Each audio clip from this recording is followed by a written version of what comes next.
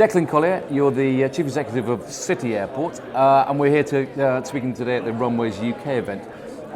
You've got huge plans, I know, at City, so I suppose to bridge the gap between now and whatever's come out of the Davis Commission. What have you got up your sleeve? Well, you're absolutely right. I mean, I think the Davis Commission has come out with a recommendation, and everybody seems to think that's it. Someone needs to make a decision. The government will do that, and suddenly we'll have a new runway.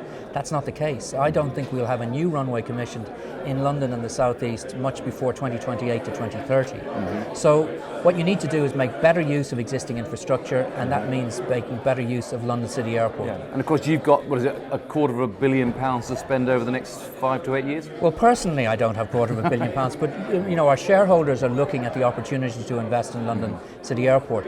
We already have permission to grow to 120,000 flights. That means we can add 45,000 more flights into the London Airport system between now and the new runway coming on stream. And we have plans to invest about 250 million to develop the infrastructure to allow us to do that. Right. In the main, what we're going to do is we're going to add aircraft stands, parking stands for our aircraft, because the new aircraft coming into London City are bigger, and we just need some more space. A parallel taxiway, and of course we've been operating for 28 years with the same terminal that we started with. We're going to expand the terminal to the west and the east. 28 years, that's flown by. Certainly. Yes.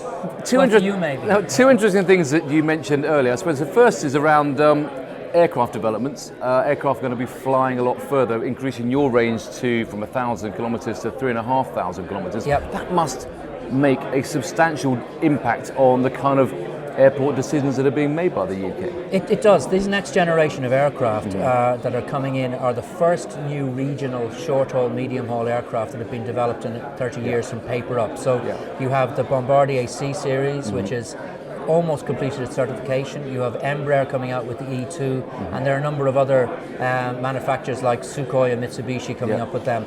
But the main ones, Bombardier and Embraer, ready to come in, and we're ready to receive them with this infrastructure that we're planning to put in. The great thing about them is these aircraft are cleaner, they're much, much quieter, and they have extended range. So at the moment we fly about 1,000 nautical miles from London City.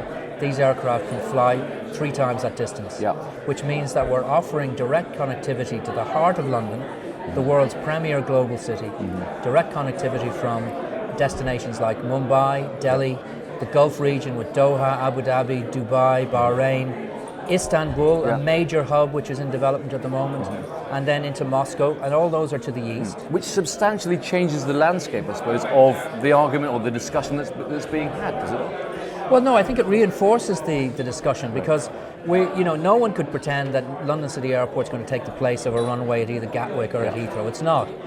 But the real argument and the real important point is around connectivity.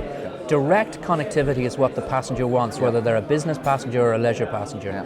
And that direct connectivity pays back in spades. You generate a significant amount of economic benefit from that. The second interesting, you said many interesting, the second interesting point that caught my attention was your comments about democracy really getting in the way of planning. And I suppose taking a decision or a recommendation and making it into a decision, whether it's at Heathrow or whether it's at City, is the big challenge. Getting through planning, getting visions through planning. I mean, how do you overcome this problem with democracy that you talk about? Well, look, you don't. I mean, every good planning system needs to be democratic, and I'm not saying that you shouldn't have a planning system which fully engages and consults with the people that are going to be infected or affected by what you're trying to do. You need to do that. But I think we've gone to an extreme here in the UK, particularly when it comes to delivering strategic infrastructure.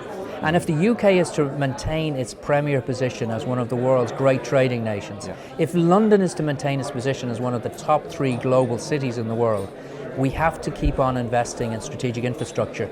That's energy, it's digital, it's transport, and it's aviation capacity. And with aviation capacity, the planning system at the moment is dysfunctional. It doesn't work. There's too many people getting involved. There's too many people wanting to make the decision without the accountability and responsibility. And that's slowing the process down, and we're losing massive opportunities. So given the dysfunctional planning system we have, there's huge political pressures. Do you think Heathrow's 3rd runway, as recommended by Davies, will ever get built? Look, who knows? But the only thing I'll say is that it is a political decision. Unfortunately, this is not a commercial decision. This is a political decision. And nobody knows what's going to happen in the political sphere. The problem you've got is that strategic infrastructure has a timeline which stretches from 25 to 50 years. Yeah. In airports, we look at 30, 40 years. The political system looks out 2 years because it's a 5-year term. And it's very, very difficult to match that 5-year timeline with a 40-year timeline. And that's what's causing the problem. I think that with the right type of policy structure in place, which needs to be looked at, and the absolute political will in place, Heathrow will get done eventually. Right. But I still don't think it'll be up and running much before 2030. Meanwhile, you'll be there with City Airport filling the gap in terms of capacity. Absolutely. Declan, Yeah. thanks for joining us here and good luck. Thank you very much.